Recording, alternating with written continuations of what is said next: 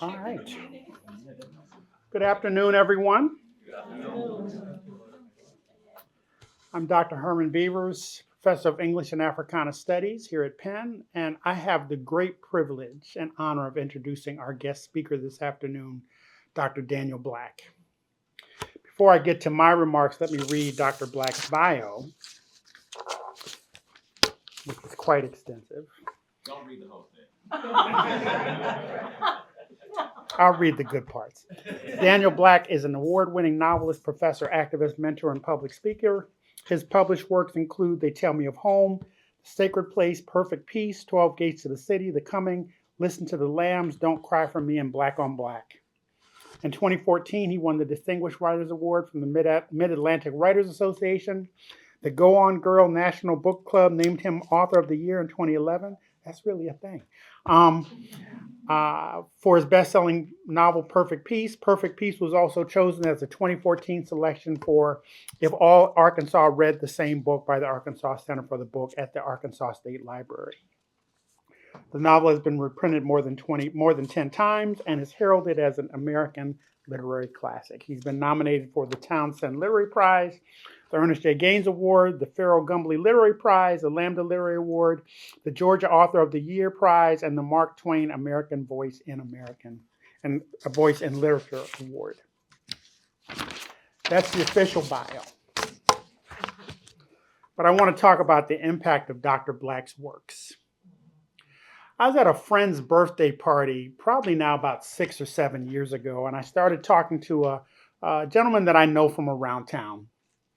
I teach this class that brings West Philadelphia folks together with Penn students, and so I knew him from that circumstance. And we were talking about writers when he asked me if I had read Daniel Black, and I said I hadn't. And he went on to say, "You have to read his novel, The Coming." When I asked him to give me an idea of what the book was about, he said, "Read it. I can't describe it because I'm still blown away by it." Now, I'm not a bright person, but I've learned that when someone talks about a book like that, it does no good to put the thought aside. I went on Amazon that night, and lo and behold, the book was there. I downloaded it, and it sat on my Kindle for several weeks, but for reasons I still cannot explain, I decided to put the book on the syllabus for the Africana Studies Pro Seminar, which all of our first-year doctoral students have to take. So I figured if I read something that I want to read, I don't care if they like it. I'll have a good week.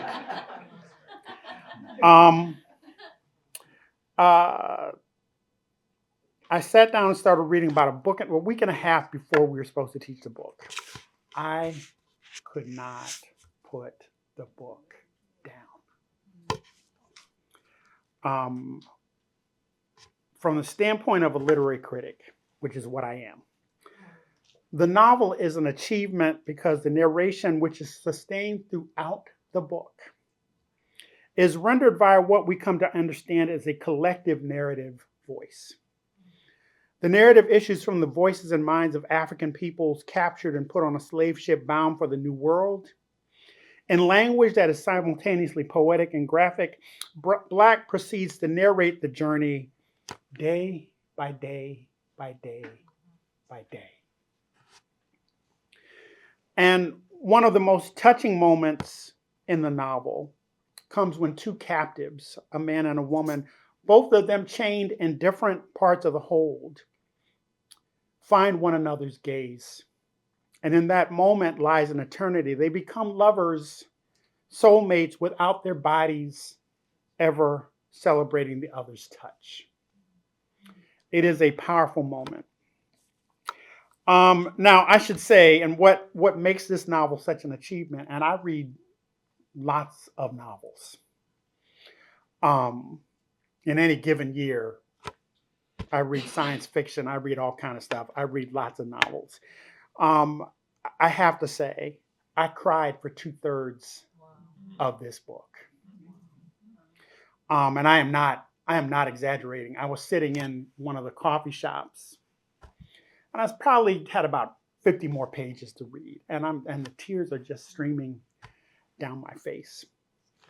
The only time I can recall a similar reaction was when I read a book called The Burning about the Tulsa massacre. Another book that set the waterworks to flowing. The passage that got me, and with your permission, Dr. Black, I'd like to read it. Yes, sir. The passage that got me, and I recall it like yesterday, is the one where the collective narrators talk about the sharks that learn to follow slave ships.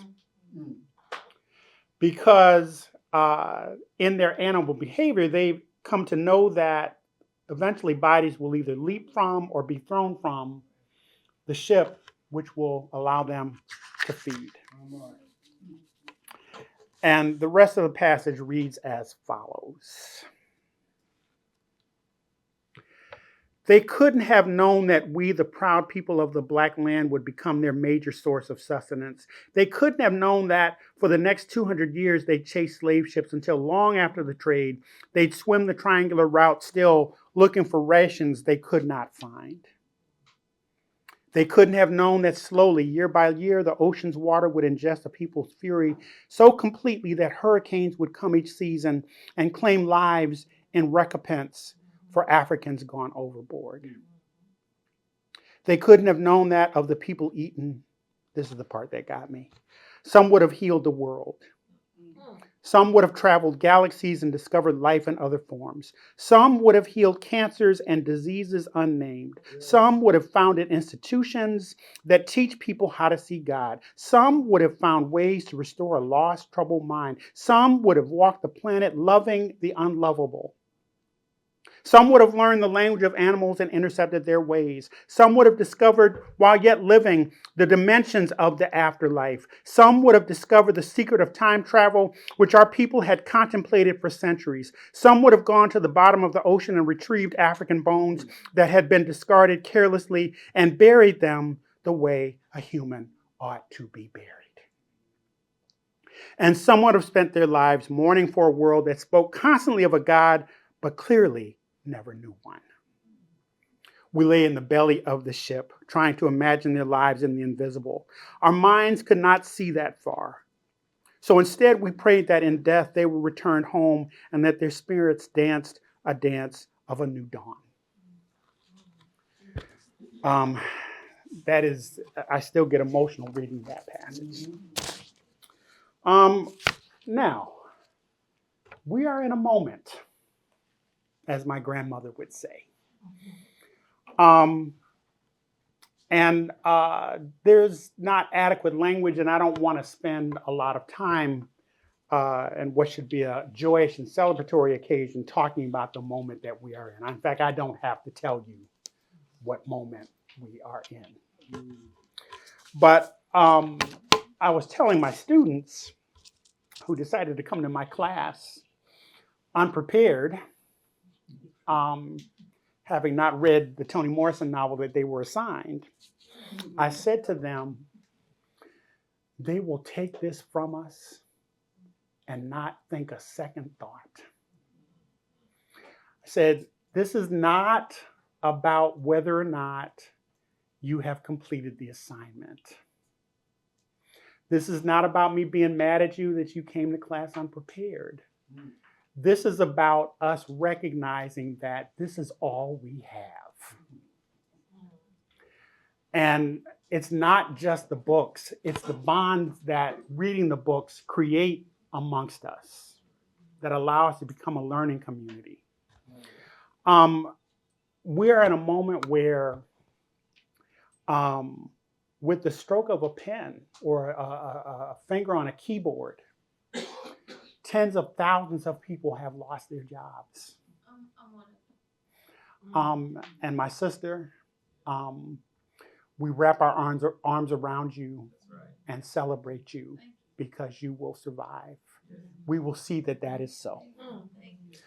But what this moment, this gathering is about, is what we should do in any moment like this. And as the elders will remind us, My parents are from Alabama and South Carolina, so they grew up in Jim Crow,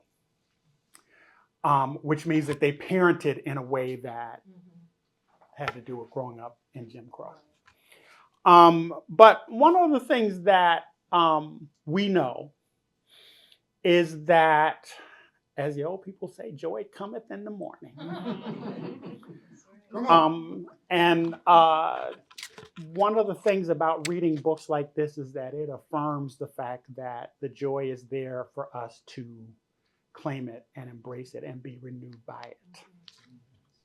So without further ado, let me introduce and let me welcome Dr. Daniel Black.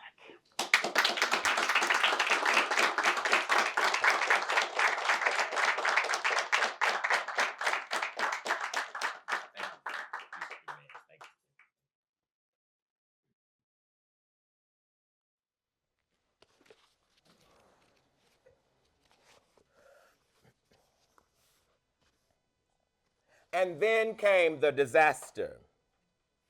With open arms, we embraced those who looked nothing like us, assuming that all life honors life. But we were wrong. In the end, we fed and strengthened our own captors. We cannot claim naivete. We cannot say we were people undeveloped. We cannot say there were no signs. We can say only that we did not heed them.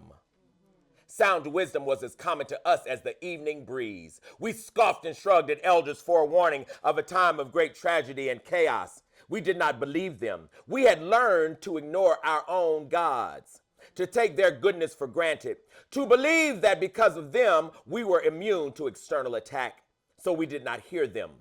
We heard only what we sought to hear, but now we hear it all, echoing in our regretful memories. If only we could have seen into the future, we might have avoided the enslavement. Most of us had no such powers.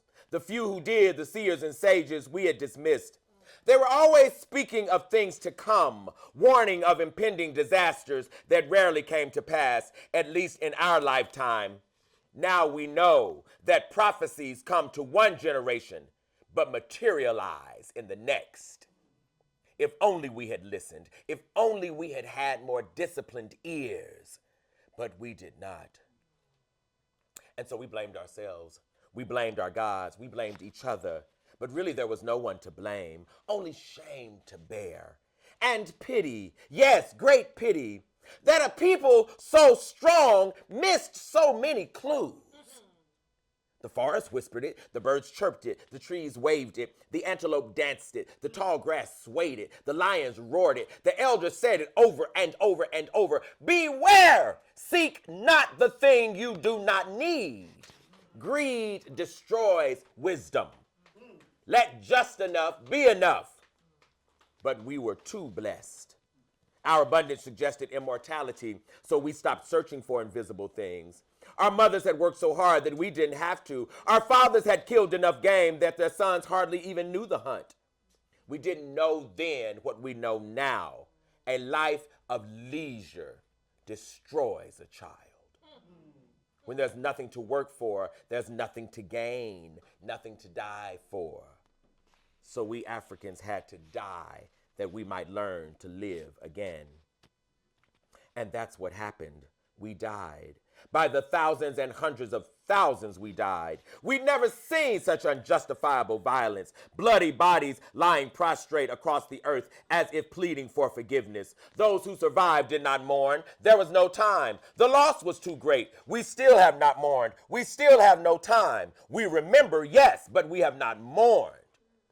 And so death came quickly. It came unannounced. It came cloaked in our own garb. It came white as clouds, smiling as if it loved us. Death came in the darkness of night while we were laughing and talking with ancestors. Death came in legions with guns and ammunition too powerful to battle. It came like the monsoon winds. Death came like a flood. It came with earth-shaking force we could not control. It came under the authority of nations we did not know. Death came with men whose absent wives benefited from their husbands' despicable behavior. Death came with men whose children would one day inherit their father's legacy of violence and wealth ill-gained. Death came to strip the land of its glory. It came to thousands and hundreds of thousands without sympathy for our loss. It came with impaled brutality. Death came to scatter children's blood-soaked bodies about the earth, thus fertilizing dry, yearning soil.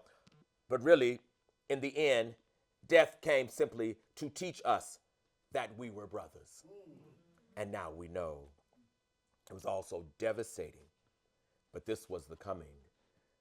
Some were taken by surprise. Some were killed on the spot. Some were taken in their sleep. Some were ambushed in the forest. Some were tricked into believing they were going for a walk. Some were caught off guard. Some were inebriated. Some were too lazy to fight. Some were busy settling communal affairs. Some were nursing wounds inflicted by spouses. Some were telling children bedtime stories of talking spiders. Some were beating drums to warn the rest of us, but most of us were not listening. And so when the drums fell silent, it was too late. Our destruction was complete. An entire village raised in one solitary cycle of the sun and moon. They destroyed our homes and forced our leaving. They bound us with chains of heavy iron. Elders rendered mute and lifeless. Babies deprived of life's knowing. All we could do was wonder. We did not speak. There was nothing to say. In those moments, we heard our elders' warnings and we understood. We knew they loved us now far more than we had understood before. But they could not hear our cries, our pleas of lament, not with the ears of the living. So one by one, they took us away. They took the farmers first. Those who knew the land, the earth, the ingredients of the soil. Those who heard its rumble, felt its movement, understood its seasons. Those who knew seeds and germination, plant spacing and harvest. Those who walked barefoot upon the soil in homage to its life-sustaining power. They took them first. It was no accident. They would farm again in a new world, feeding a nation committed to their very degradation. And then they took the healers. They were not hard to find. Most days, the healers lingered in the village, repairing bodies and minds too troubled to heal alone. They had learned from us the value of our healers. They knew that without them, we were weak, vulnerable people. If they took our healers, they must have assumed, they also took our ability to mend ourselves. And they were right. So they captured our healers that we might not rebound. Villages of frightened, wounded people without medicine, men and women, would take centuries to restore. But they knew this. Their strategy was as calculated as the hyena's attack. With our shaman, who would usher life back into our suffering souls? Who would reassure us that death had not come to stay? Who would cleanse the forest, the land of poisonous energy brought by evildoers? We did not know. What we knew was that our wounds would fester a lifetime without someone to cure them. In one day, panic and uncertainty became our way. Our pride deteriorated into fractured, deep-seated insecurity.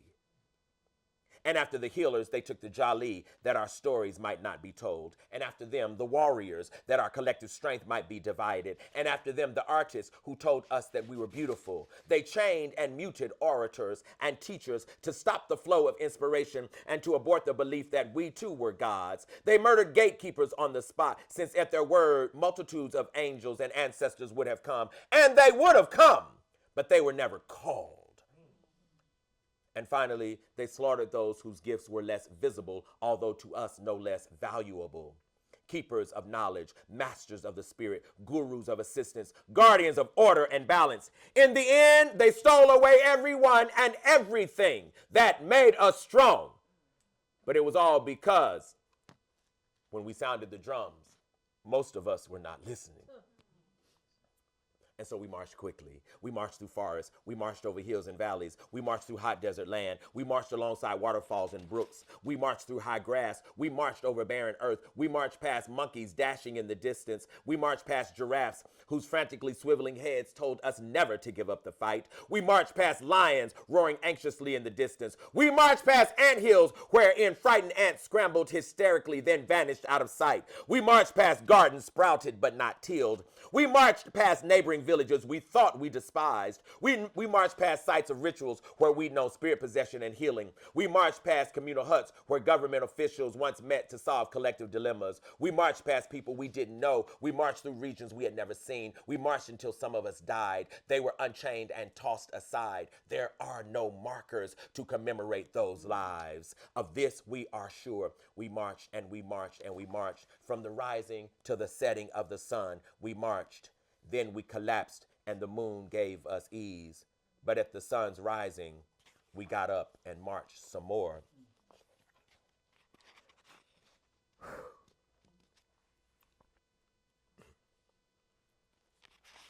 On the 14th day, our humming began in the bottom of that ship. When beats were slow and lulling, a man purred a dark melody.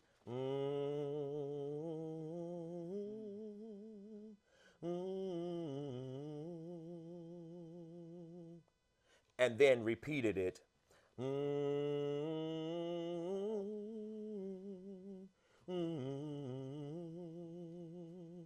It wasn't a groan from pain and desolation, but deliberate lines of constructed meter and time that jarred our spirits and invited our participation.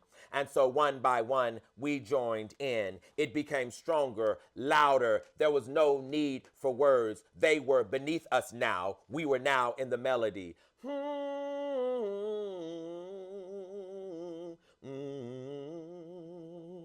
Some joined in the upper registers of the voice. Others were in the depths, having found a language that needed no words. We hummed until we believed we'd survive.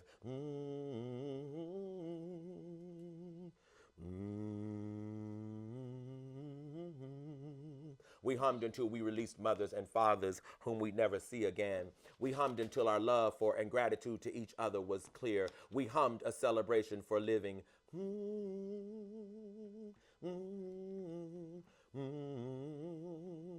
For fighting, for refusing to die, for enduring when giving up would have been so much easier.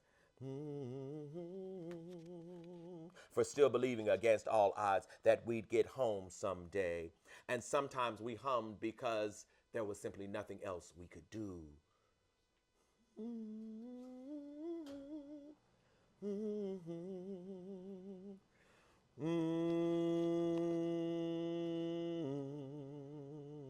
We hummed our commitment to raise children wherever we went in the way of our people. We hummed that our women slightly above us might know we had not forgotten them. We hummed for the dead lying next to us. We hummed for children not yet born. We hummed for children born but left behind. We hummed for kinsmen, yesterday's enemies, who were now precious, coveted friends. And sometimes we hummed because we just couldn't think of anything else to do.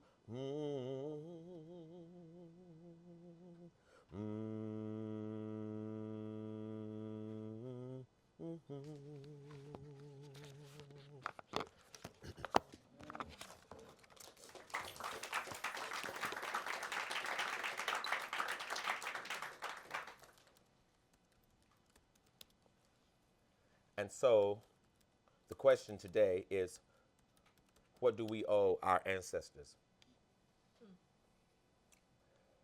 And I could only come up with one response, y'all, right? It's the only thing I could think of. And I tried other nicer things, right?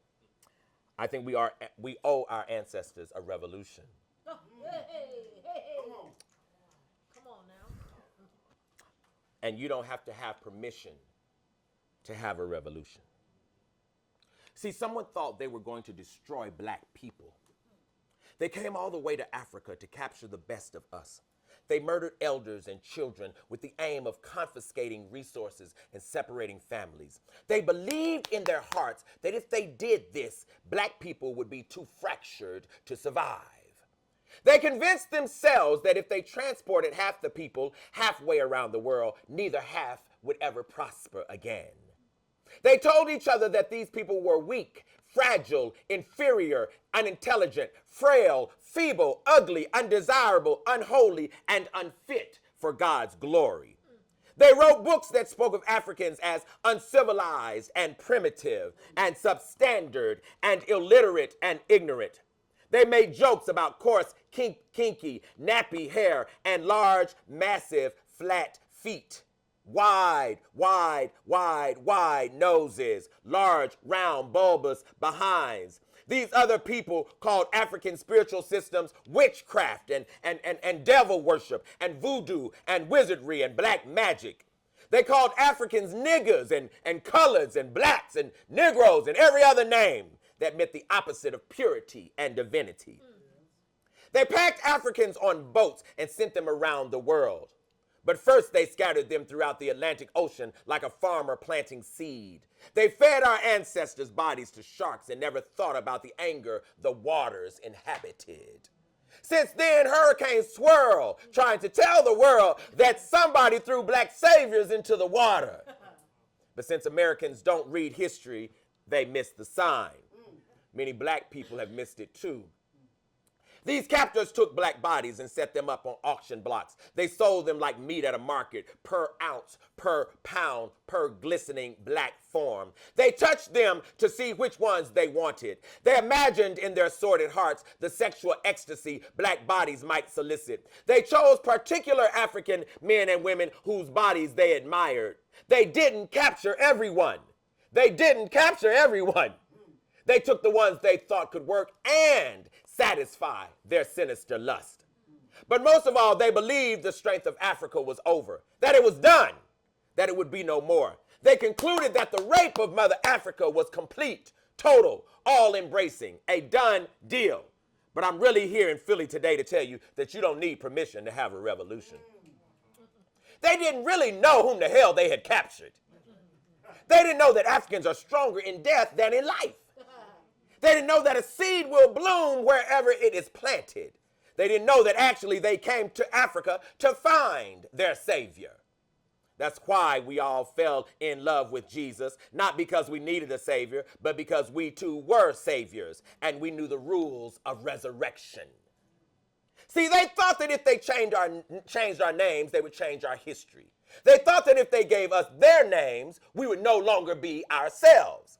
See, they thought that if Olufemi and Abena and Alatanga and Chisanganda and Ndaye and Akili and Bataraishe and Kimathi and Binta and Kwame and Kunta became Sally and Elame and Joe and Charles and Betty Lou and Frank and Louis and Jane, that we'd have no strength, that we'd become like them.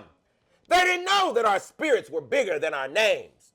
They didn't know that we loved character before we loved Christ. They didn't know that we take their language and create our own nicknames. Cookie, Pookie, Little Bit, Sister, Brother, Big Mama, Pumpkin. See, in other words, we take their own language and turn it on its own head until it said what the hell we wanted it to say. They didn't know whom the hell they had captured. See, they thought that if they paid money for our flesh, they actually owned us. They thought that if they sold babies away from screaming mothers' arms, they could defeat us. They really believed that if they held black fathers back as they fought like cornered lions, they had crushed us. They actually convinced themselves that if they beat us long enough, hard enough, harshly enough, we'd stop fighting. But they were wrong. They didn't know whom the hell they had captured. See, what they really didn't know is that we knew God before we knew them. We understood the movement of the skies. We studied astrology and astronomy. We invented geometry, trigonometry, the calculus. We spoke to ancestors across time and space. We understood the difference between the brain and the mind. We knew the difference between the spirit and the soul. We understood the difference between life and living. They did not understand whom they had captured. Black people know the difference between dressing and stuffing. Come on, somebody.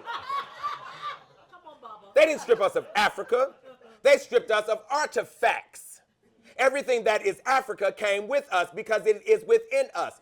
Kente cloth is not Africa. The ability to weave it is Africa. Dancing itself is not Africa. Dancing polyrhythmically is Africa. Doing hair is not Africa. Doing meticulous cornrows is Africa. Making your hair mimic your fields of grain is a genius unmatched. Come on in, brother. In other words, the children who left home are as African as the children who stayed behind. This is how in a new land you can still get call and response. You still get the polyrhythms of the drum. We call it jazz and gospel. You still get the storytelling tradition in music. We call it hip hop. I'm just here to tell you, you don't need permission to have a revolution. Somebody really thought that by bringing us here, we'd be less than we were. We're actually far more. Instead of weaving cloth, we pieced quilts. Instead of beating drums, we stomped the earth. Instead of fufu and couscous, we made succotash. Instead of dancing manjani and sorcenet, we danced the Dougie, the cakewalk, the Charleston, the Lindy, the Smurf, the lock, the pop, the crump. Instead of mothers wrapping their hair in cloth, our mothers wore church hats that your hands better not touch. In other words, everything we had in Africa, we made in America. We simply had to transmute and synthesize the material. They didn't know that they'd brought a people all the way across the Atlantic who knew that if you couldn't find a way, just make another one. We are the way makers, the dream shakers, the heavy load sharers, the mighty spirit carriers. They didn't know whom the hell they had captured. Listen, the worst mistake they made in the world was to steal seeds and then give it to a farmer.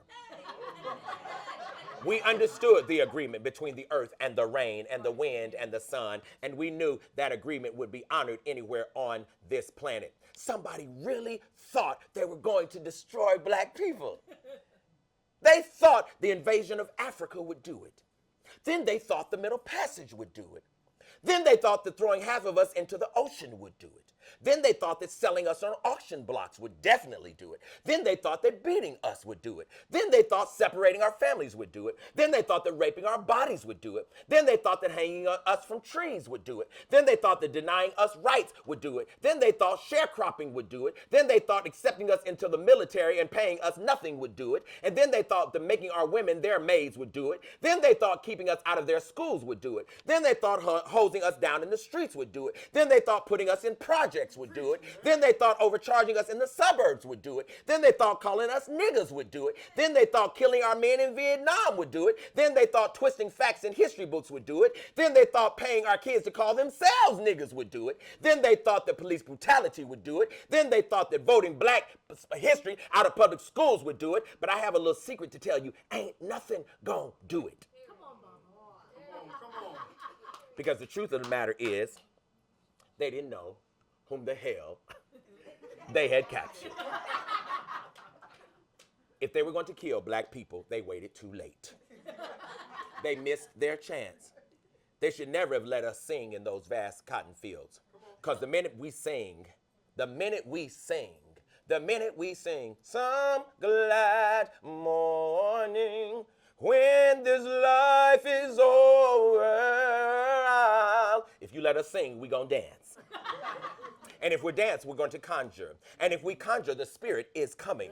And when the spirit comes, every pain, every heartache, every difficulty, every loss, every trial, every sorrow, every heartache, every agony, every distress, every despair, every misery, every sadness, every gloom, and every grief is going to be replaced with joy unspeakable and power immeasurable and coverage inconceivable. And soon the world will see that Africans were sent on a mission around the globe to teach the rest of the world how to be a human being. See, you can destroy freedom fighters, but you cannot destroy freedom. You can destroy lovers, but you cannot destroy love. What Africans have always known is that you don't need permission to have a revolution. If we keep our eye on the Almighty, if we trust in God with our whole hearts, if we stand for it and fight for righteousness when others won't, if we love one another the way God loves us, then the world can do whatever it wants to, because in the end, God will make the crooked straight and cause the blind to see and force the deaf to hear, and everyone on this planet shall sit down as the African rises and takes the seat on the right hand of God the Father, as God declares, if you want to come to heaven, you have got to come by black people. Hallelujah. See, y'all, the most frightening thing in America is a conscious black mind. Our ancestors gave their lives for the right to read and write. They ran hundreds of miles for the freedom to think and conceive their own destiny. They understood that knowledge is power, but they also understood that it ain't free. It was costly. It was expensive. It was hard earned. It was difficult to acquire. And if America had its way, black folks would never have had it. But America didn't have its way. Yes, sir. God did. And because God had God's way, we learned to read when it was against the law. We learned to read when plantation owners forbade it. We learned to read when people said we weren't smart enough to do it. We learned to write, and we wrote our own freedom papers. We wrote treaties about bondage. We wrote narratives about our lives in chains. We literally wrote our way to liberty. See, I've come to tell you today that you don't need nobody's permission to have a revolution. We gained our freedom, and the government did not agree. But we didn't need them to agree. We didn't need others to agree that we were human. We didn't need others to agree that our lives mattered. We didn't need others to tell our children who they were. We didn't need others' permission for us to believe we deserved equality. We are the descendants of resistance. We have fight in our blood, y'all. We have strength in our DNA. It's who we are. Brown versus Board set the legal precedent for black children to be educated in public schools, but Brown versus Board is not the beginning of black education in America. We've been doing that since we stepped foot in the land of white supremacy. Educating our children is our job, no one else's. Public schools can't do this. Public schools can't tell our children the price we paid for them. No one can tell our sons and daughters of the beauty but us. No one can tell them how we dreamed of them while picking cotton. No one can tell them that we were calling their names as we crossed the Edmund Pettus Bridge. No one can tell black kids that we scrubbed floors and cleaned toilets and cooked meals, all with the hope that they wouldn't have to. No one can tell black children that black elders wore out knees and voices praying to God to change our situation so black kids would get their fair share of the American inheritance. No one can tell black children that we named them after grandmothers and grandfathers, aunties and uncles, because we believed they would inherit those people's power and never faint. No one can tell black children how marvelous and talented and gifted and resilient and artistic and stunning and beautiful and glorious they are, better than black people. It doesn't matter if schools and educational systems refuse to teach our history. What matters is if we refuse to teach it. So I've come by today to simply tell you that you don't need permission to have a revolution. See, y'all, we're really here to figure out what risks we're going to take, to discover just how bold we're going to be in this fight to save our people. We don't need any governing body to agree. They didn't agree with Harriet, and she ran anyway. They didn't agree with Sojourner Truth, and she saved us anyway. They didn't agree with Frederick Douglass, and he wrote books anyway. They didn't agree with Nat Turner. They didn't agree with Denmark Vesey. They didn't agree with Gabriel Prosser. They didn't agree with Nat Turner. They didn't agree. They didn't agree. They did not agree, and they led rebellions anyway. They didn't agree with Shirley Chisholm or James Baldwin or Zora Neale Hurston or Malcolm or Martin or Medgar. They didn't agree with Fannie Lou Hamer. They didn't agree with Satchel Paige or Joe Louis or Madam C.J. Walker. They didn't agree with Rosa Parks or King or Eunice Johnson or Gwendolyn Brooks or Kwame Nkrumah. They did not agree with Patrice Lumumba or Bayard Rustin or Annie Lee Cooper or Jesse Owens or Ethel Waters or James Brown or Billie Holiday or Carter G. Woodson or Julian Bond or Charles Hamilton Houston or Thurgood Marshall or Ida B. Wells. They didn't agree with Bloody Sunday, but it came anyway. They didn't agree with the Harlem Renaissance, but it came anyway. They didn't agree with the Black Arts Movement, but it came anyway. They didn't agree with the March on Washington, but it came anyway. They didn't agree with the Black Panther Party, but they fed black children anyway. They didn't agree with the Holy Ghost, but it keeps on coming anyway. See, the secret to black agency is for us to know and to teach that America ain't got to agree for us to have a revolution. Indeed, it's not going to agree, but we're going to have it. And that's why we're gathered here today, to figure out your role in the revolution. What part will you play? Will you gather books as weapons? Will you sit children at your feet and tell them the real story of what happened after we crossed the bridge in 1965? Will you write songs in honor of Jimmy Lee Jackson? Will you create dances that heal a tired, worn, weary people? Will you give money to support the cause? Will you send a black child to college simply because he or she deserves to go? Will you vote even when you hate both candidates? Will you visit black boys in prison and teach them the black national anthem? Will you teach black girls that they can own a business as easily as they can do hair? Will you? What will you do? all of us will pray. That's not your role. We need soldiers in this battle. Those who will fight and hang in there and come back tomorrow and believe against the odds and disagree but love anyway and disobey unrighteousness. We need soldiers who ain't scared of laws and attitudes that attempt to block our way. Our children are worth every effort, every risk, every single thing we must do, we already know how to do. The question is, what is your role in the revolution? My role is that I'm going to write. And this is why I write, because I really believed I was ugly one day. And then I wrote myself into beauty. I write because I hated who I was. Then God told me I was divine and shame had no place in the divine soul. In exchange, I promised God to tell the truth, the real naked, glorious truth, that we are all gods made in the image of a perfect, marvelous creator. I promised to tell that God is not concerned with flesh and blood, but with spiritual ecstasy shared between the living and the ought to be living. And so with pen and paper, I set about the duty of setting the world free. This is why I write, that children of every color dance together, exchanging skin in search of God in another color. I write because we rape. I write because we hurt. I write because some pain can't be described. It can only be felt in the marrow of a story or the lyrics of a song. I write for the boy who wanted to be a man but couldn't figure out how. I write for the girl who dreamed of beauty but was given brilliance instead. I write that they might not give up the fight, that they might know the failure is in others' eyes. It is in others' judgmental hearts. I write that they might live, that their stories might be holy and sacred, read by others standing at the cliff, weeping, begging God to change them, begging God to change them. And God screams back only, hell no! I write to soothe wounds too deep to heal, to love the rejected, to give sight to the willingly blind, to embrace the dismissed and discarded. Day and night I write because precious blood streams from those who can't find God within themselves. In every character, every plot, every description, every image, I seek only to create a world full of gods, ant gods, leopard gods, tree gods, ocean gods, gay gods, grass gods, elephant gods, but holy gods all who look just like me. This is why I write, that troubled black youth might happen past a mirror, then dance at what they see. I write that elders might know their lives were not in vain. I write to shed light on the power of love and everyone's right to have it. Everyone, the brown, the bleak, the blue, the black, the bold, the unsure, the rejoicing, the suffering. I write to announce that without forgiveness, there is no liberty.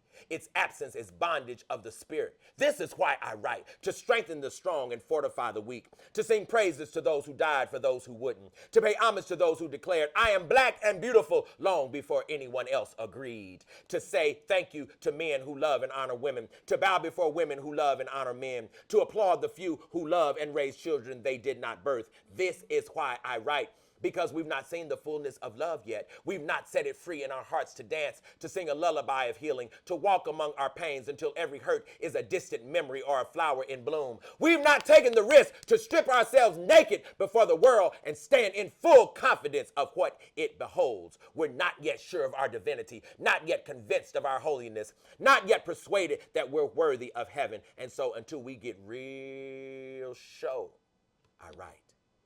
And I'm going to write until the wind outsings my pen. I'm going to write until the ocean's tide moans our freedom. I'm going to write until trees walk among us and speak stories of bygone days and people unremembered. If there's no paper, I shall use the wall. If there's no wall, I shall use my hand. If I must relinquish my hand, I shall use the very earth upon which we stand and scratch into the dust the sentiments of liberty. And on their travels, some weary one will see the words laid upon the ground and know that their black Redeemer lives.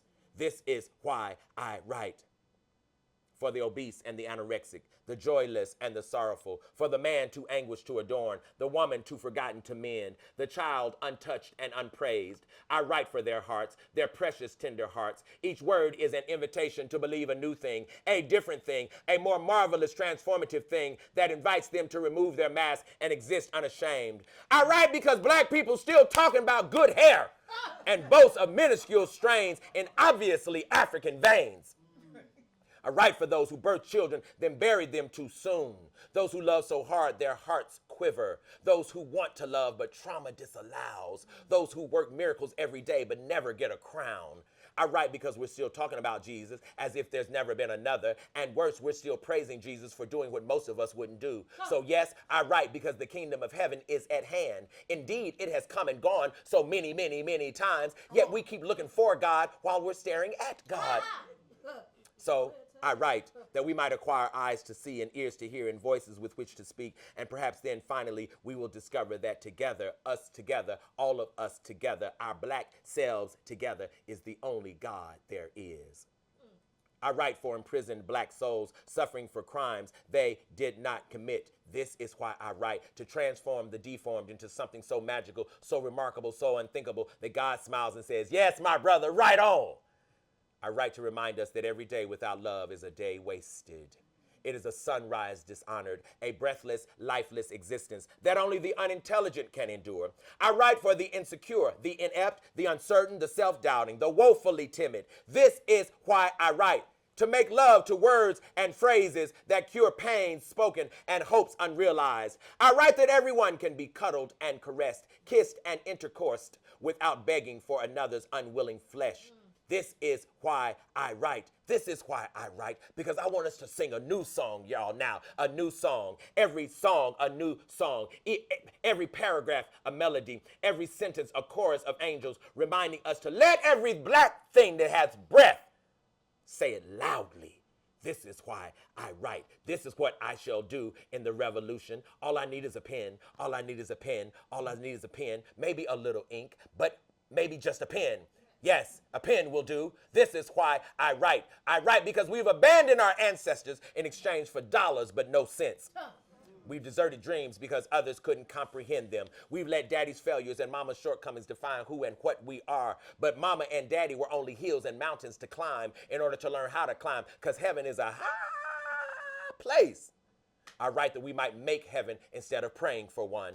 I also write to encourage justice to fight on, to know that winning happens in many ways and sometimes without celebration. If justice quits, we will lose. If justice fails, we shall rally behind her and lift her high until the world hears her pleas and righteousness meets her in the air, and together they rain down equality. This is why I write, because we are watchmen of this planet, stewards of mercy and kindness who owe each other at least a bright, uninhibited good morning. This is why I write. This is why I write, because words are life. Words are life. This is why I write, because sentences are blood in the imagination. This is why I write. This is why I write. I write because my ancestors died for the right to write. And this is why I write. This is why I write. This is why I write. All you got to do is read. Come on now. Oh, thank y'all.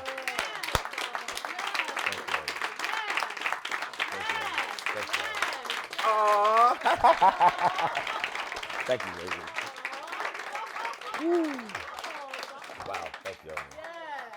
Wow. Thank y'all tremendously. Absolutely. Sure, absolutely. Sure. You want to handle that or I handle that? No. We'll handle it together. If there are any questions, if somebody has a sip of water, I don't care what it's in. If you'll just throw that to me, I'm going to be so happy. I don't care whose it is. Listen.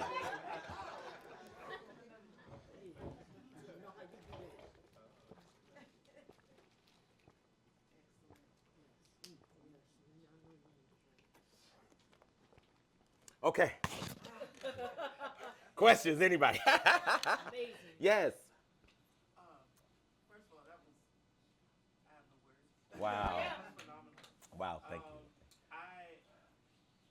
So one of the things that you gestured toward in that beautiful reading and then also in the talk was this idea that like we really have not forgotten who we are. And I think that collectively there is a sense of like this growing awareness that who we were is still who we are. Yes. But I guess kind of like speaking to the notion of the healers that you brought up and how they heal minds. Yes. I think the healer has an especially difficult burden in this moment. Yes. Because the healer also has to not just stitch together the individual, right, but has to also stitch together the ancestral. Sure. So, I guess in your opinion, like, how do we get ourselves to collectively stop fearing what we remember about ourselves? I will. Yeah, I would say two things to us. I too believe, and I teach that I think a disproportionate number of healers have been sent to this land. See, healers come right ahead of brokenness, right? But the catch to a healer is that a healer must be broken first, right? In order for a person to function as a healer, that person has to know all possibilities of pain, right? So that they carry both sympathy and empathy, right, when they go to do this healing work, right? And so many people are trying to avoid and are trying to deny, right, the pain. And a lot of us have a brokenness and frustration, and we're mad about it. The truth of the matter is God was trying to build up a healer in you, right? So if we can stop blaming other people, right, and start asking God, okay, what's the function of this brokenness that you've given me, right? Instead of asking why somebody treated me this way. Because remember, nothing can come to you unless God shades it for your destiny, right?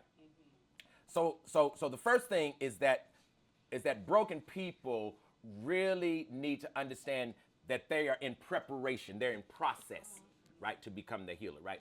The other thing that I'm gonna tell you that I think is true is I think it is true that we as African people are a different kind of people, right? And I think it is true that we're now getting to this place of kind of beginning to resurrect and rediscover this, right? Some of the reason we're rediscovering this is because the very painful rediscovery we're making also is that this country does not like African people, right? And so our survival really depends upon us returning to our sacred technologies, right, that were used by our mothers and fathers and grandmothers and grandfathers, et cetera, right? And for us to also do it in new kinds of ways, right? We, historically we were people who prayed, who went to church, blah, blah, blah, right? But you can get the Holy Ghost in the club. Right? It's not confined to the church. You understand what I'm saying? It's not confined to the building. Not at all. In fact, when we first met the Holy Ghost, wasn't no building. Right? And so it's really important to understand this, right? Spirit is our inheritance. That's not Christianity. Let's not give the Holy Ghost over to Christianity. Right? We brought the Holy Ghost here with us. Right? Right? So this is important because then what you'll start to do and what we'll begin to see is that there are spiritual inheritances that we have that many of us have not claimed. Right? That is yours to claim. In fact, our ancestors gave it to us. Right? But many people think, well, if I'm not this religion, if I'm not Yoruba, if I'm not such, right, then I can't call Oshun. You really can. Right? Olodumare is mine. Right? Right? This is very, very, very important. Right? So whether it's Vodun, whether it's Ifa, right, all of these, right, carry the answer to our liberation. Right? Final way I'll answer that too is the Haitian Revolution really taught us this. See, during the Haitian Revolution, this was Cecile Fatima, right? And others calling upon the trees, right? Calling upon the wind to help them fight this battle. See, that doesn't make sense to non-spiritual people, right? And if we're not careful, we're in somebody else's non-spiritual tradition, right? But if you're in the spiritual tradition, right, it absolutely makes sense for you to call upon the invisible and invisible things that might have access to power beyond your own, right? Trees, come help me.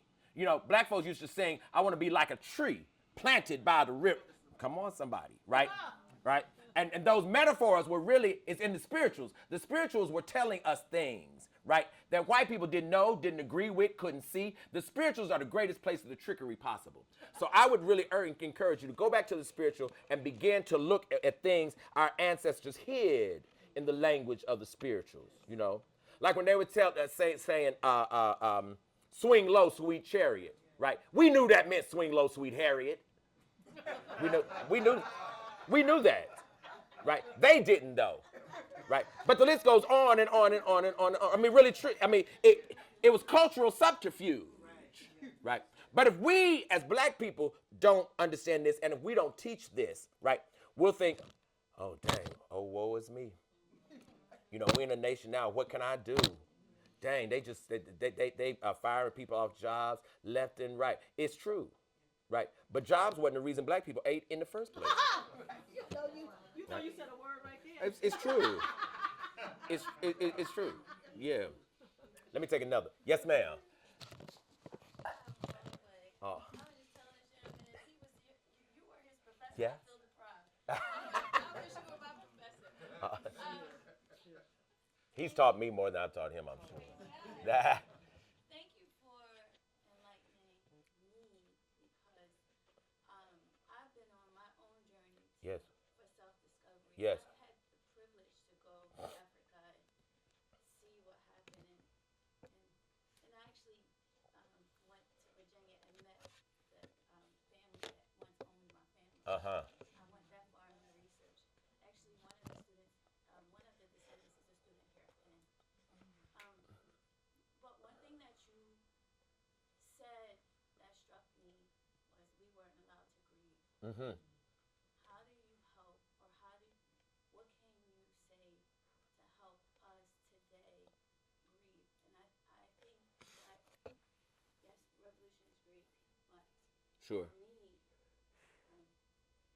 not being able to heal and holding that and being inheriting Yes. generational grief, right? Yes. It's heavy when you have a certain level of education and you get to think at this level. So what can you offer in terms Sure. of your advice Sure. to help us grieve as Black people? Sure. The first thing I think as Black people that would absolutely help us grieve, I'm going to say two things. The first thing is we have to return to ritual. Right? We don't do ritual really anymore, right? When you're talking about something as heavy as grief, right? That's not a decision to be done with. Like, oh, okay, my mama died 6 months. It's been long enough. I'm tripping. That's not healing, right? Ritual, right? The reason ritual is important is because ritual is actually when you and your mama meet together in that space, right? And you and your mama get, though mama has transitioned, right? You and your mama get to dwell together, right? And you get to say stuff to her and she gets to say stuff to you, right? That's ritual. See, ritual is when the visible, the invisible, right? When all possibilities of life forces come together in the same space, right? To seek a kind of a communion, right? That one could not have alone. And so we need ritual badly as a people. We need it bad. Ritual was really the African way, right? You do ritual around grief. You do ritual around naming ceremony. You do ritual. We did ritual for everything, right? And that's what allowed us, if you will, to be able to move through difficult emotions, right? And to be thorough about it, right? The second thing is we need to give white supremacy, especially Christianity, we need to give them back their understanding of death. Right? We have the wrong understanding of death. Come on. Right? The understanding of death that we inherited from white folks, right, makes us depressed. It makes us makes us literally gloomy for it can be a lifetime. Right? But African people did not understand death in the same way as folks we encountered when we came to this place called the diaspora. This is extremely important, right? African people, in many instances, and I'm generalizing here, understood death not as dying, right, but death as movement, right? Death as initiation, right? See, when you understand death that way, you don't regret it.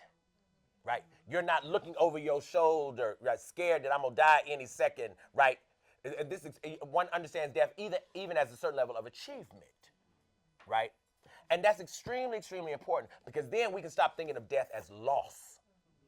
And that's what compounds our grief, right? This notion of death as loss, right? And even our language is problematic, right? But one of the things that has really helped me, sister, is, and maybe 2 years ago now, I don't even use the word death and dying. I'll say someone has stepped into eternity. Right? See, that sounds so different than I lost my mama. Where'd she go? Right? Yeah, it's extremely important. Right? But where did we get these ideas from? Right?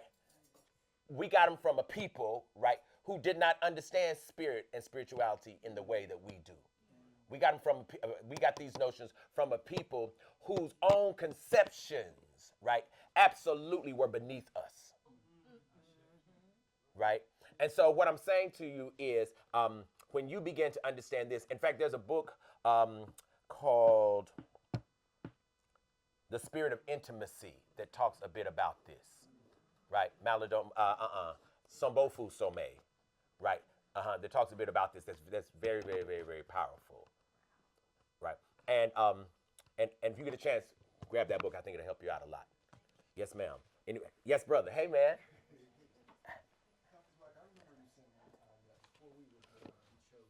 Yes.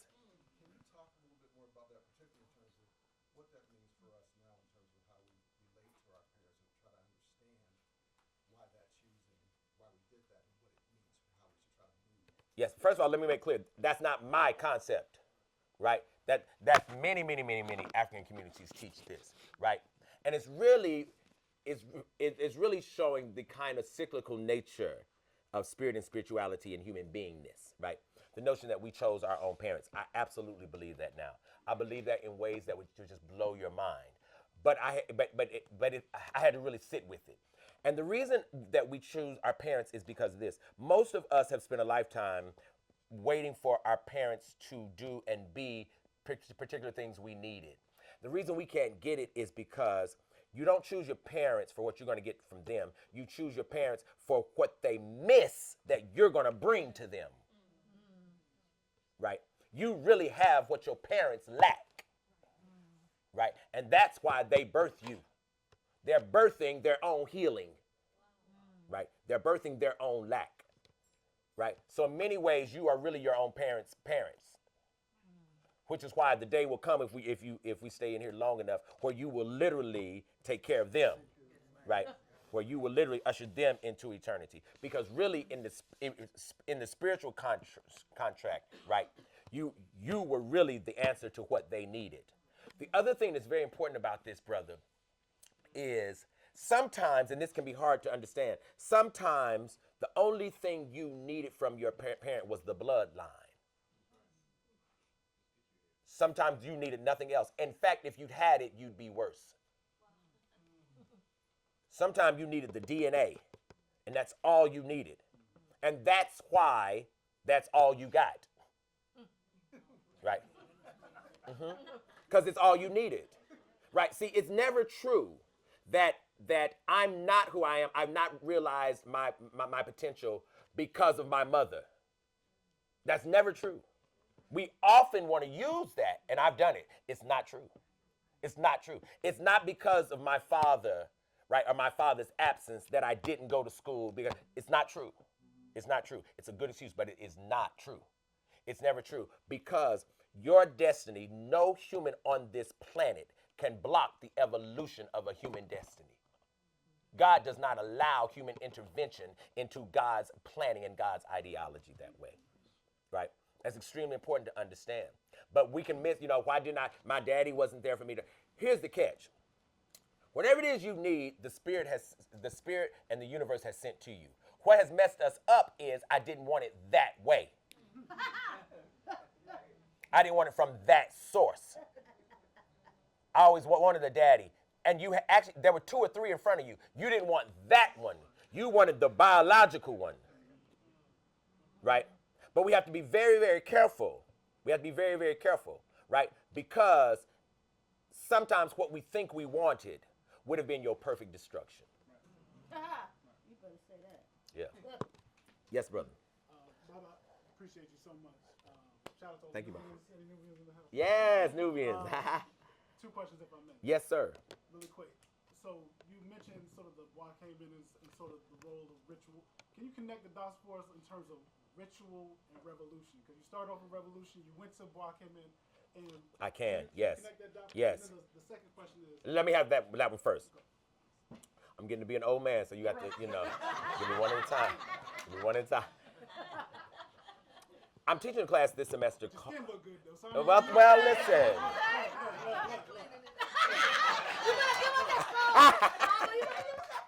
Yes, sir. Yes, I appreciate that, brother. Thank you.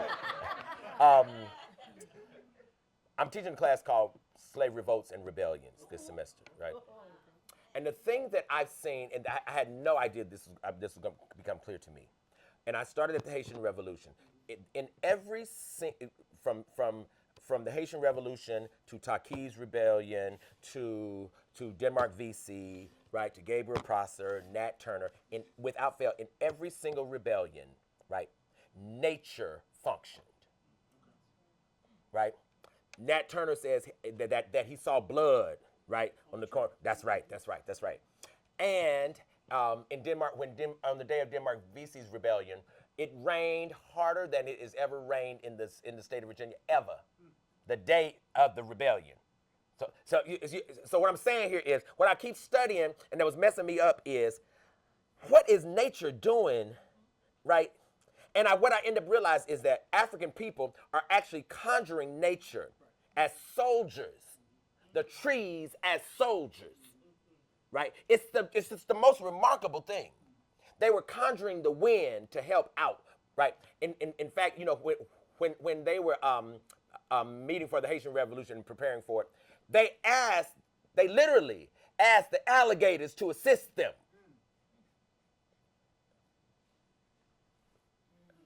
But see, what's interesting is we don't really have the consciousness for this.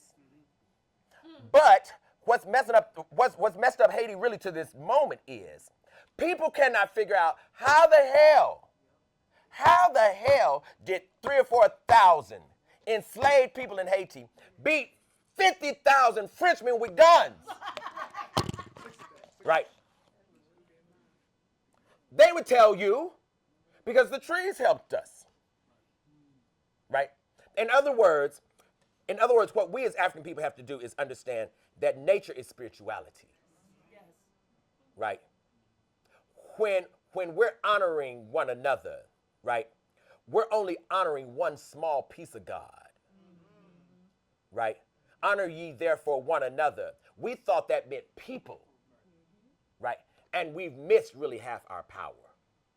Right. This is why, you know, the Bible talks about Jesus as having been hanged on a cross. Right.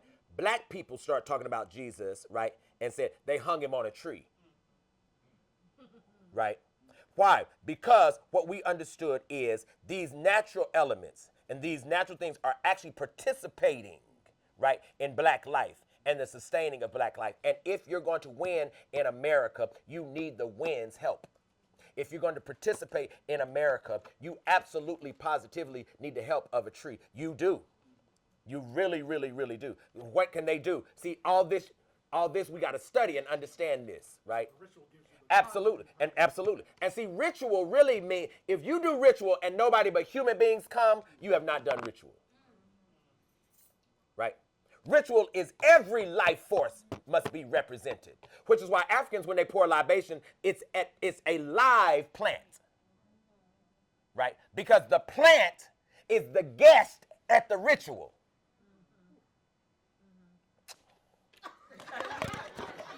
Haven't y'all met the black people who talk to the plants? Y'all don't have any aunties that talk to plants? Absolutely. Absolutely. Absolutely. Absolutely. Absolutely. The way I get this is so mind-boggling now, right? But how unintelligent is it to sit under a tree, a shade tree, every summer for your whole life and never say thank you? Who does that? That's crazy. Somebody serve you and you never say thank you because we didn't consider this to be a life force. Right? So that now here we are in need, and all of us as human beings together seem like that ain't enough. And it ain't. Because what our ancestors keep telling us is you got to call something else. You got to call somebody else. Which is why when black people got together and start singing these songs, right, even about our lives here in America, these songs about, right, even the Bible, etc., the songs that black people started singing were always the songs about nature, right? Peter walking on the water. Didn't it rain?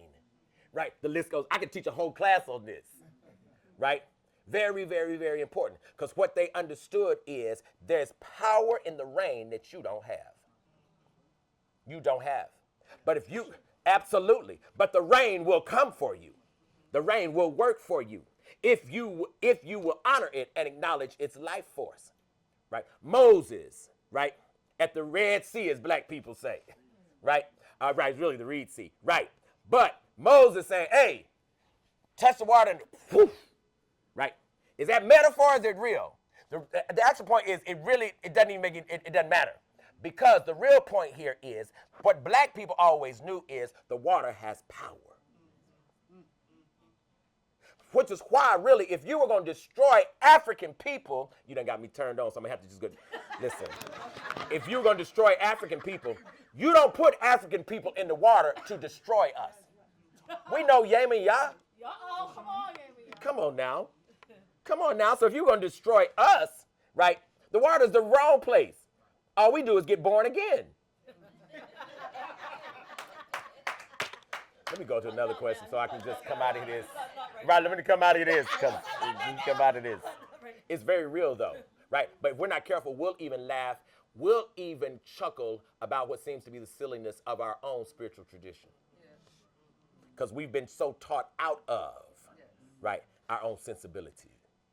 Yeah. That's my second question. Yes, sir. Yes, sir. Yes, sir. The second question is just what's in a name? Because Carter G. Woodson, W. Du Bois, we held them so high. Yes. But when they were alive, they had conversations like, whether you call us a Negro or not, it don't matter. The thing is what's important. Yes. Yes. But and now we say African American instead of African. But people like yourself, people like Nate Philip Blake, you make it a point to say African. So what's in the name? The first thing I want to say is I think Du Bois was a little short-sighted on this point. And the reason and I honor Du Bois, one of the most brilliant scholars possible. But I think something's wrong also if children of Du Bois, if children of Baldwin, if children of Zora Neale Hurston can't come along and say, in that place, I think the elder missed it. See, that's critical for us to do, right? But don't throw it away, right? Don't throw it away. No. I'm standing on your shoulder, right? But I think he might have missed, right? The thing that's in a name is this. A name is really what God imagined in your creation. That's why a name is so critical. Because without your permission, without you agreeing, you don't have to agree whatsoever. A name reverberates an energy in your being. Right? And you got to be careful about that reverberation. You got to be careful about what you answer to. You got to be careful about what you call somebody else, right? You got to be careful about thinking it really doesn't matter. And I'm going to tell you how you know it matters. And then I'm going to go to the next question. One of the things I have always found so profoundly fascinating, we know now the continent of Africa is full of white people. Why don't any of them have African names? I've not met the white Kwame yet. You're right. I ain't met him. You're right. I've not met the white girl. What's your name? She says, Ya Asante Wa. It seems funny, but I'm saying something profound. Y'all been in Africa for centuries. Ain't no African name y'all think is pretty. You don't, not one African name nowhere you think is pretty. That's not the point. They know the power of a name. They know the power of it, and they will not put that name onto that whiteness. Because they're going to ask questions. Right? And that name is going to demand something. Right? That name is going to do some correcting. That name is going to do a work. They avoid it totally and completely. I mean, almost to being absolute. Right? We have some of everybody's name on the continent, on the planet, really. Right? But they won't carry it. They won't name that precious little white boy. I'm saying something. They will not. They absolutely will not name that child Alatanga. They will not do it. They won't do it. Alatanga might be working in their house, might be their butler. They will not name that child that. Absolutely not. Are there some white LeBrons walking around America? Maybe. If they believe that the name ain't African. Right? Because the power of an African name, they knew that. That's why the first move of enslavement was get that name off of them. Get that name off of them. Get that name off. You got to get that name off them. Because the name is doing a work even beyond our own effort. Even when I get tired, the name will still be doing the work. It'll irritate you in your sleep. Oh, absolutely it will. Absolutely, positively it will. Right? This is why folks made our folks believe that, right, the only power is in the name of Jesus. right? But not only is that not true, but the name Jesus ain't even right. Right? Yeah. Jesus didn't even know the name Jesus. You know what I'm saying? Right. So not only is it important, it's absolutely critical. And I think also you get power when your ancestors know your name, and when your ancestors can call you. I think it's tough when your ancestors have a difficult time, right, saying your name.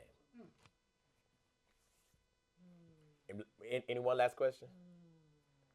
Well, let me thank you all for being here. Thank y'all for coming. I'm so appreciative. Thank y'all so very much. And Doctor, I want to say this. Dr. Kelly Harris, right? My brother, my homie from years and moons ago. Dr. Harris is the one who twisted my arm. Well, he didn't have to twist it hard, and got me here. Dr. Harris, just thank you tremendously. Thank you. Yes. And there are so many people in the room I want to hug, so don't y'all leave till I get all my hugs. And I'll sign books. I'll do whatever it is we need to do. There are books in back. There's refreshments on the side, and please join our mailing list so we can have more gatherings like this. Yes, sir. And Thank you for y'all. coming out. Absolutely. And in fact, if y'all don't mind, in the spirit of African, can we end this ritualistically? Yes. Can we do that? Just right where you are. In the spirit of the great ones, in the spirit of the name of the gods we all know, we thank you for this moment. We thank you for this gathering. We thank you that the ones here are the ones who were destined and sent to be here. Thank you for those who traveled in order to get here. Might traveling mercies accompany them all the way home also. Help us to touch hearts. Help us to be unafraid to touch one another. Help us in this room to send the electricity from one person to the next, to the next, to the next, to the next, to the next, until we are all filled, until all of our hearts and all of our needs are met. We give you thanks. We give you praise. We give you honor. I'm going to ask that 4 or 5 or 6 people in just one sentence, tell one thing for which you are grateful. Come on, just one thing. Ashe. Somebody else, something else for which you are grateful. Yes, sir. Ashe. Yes. Ashe. Yes, ma'am. Ashe. Yes, Ashe. Yes, Leslie, I'm grateful for you. Ashe. Somebody else. What are you grateful for? Yes. Ashe. Come on. Ashe.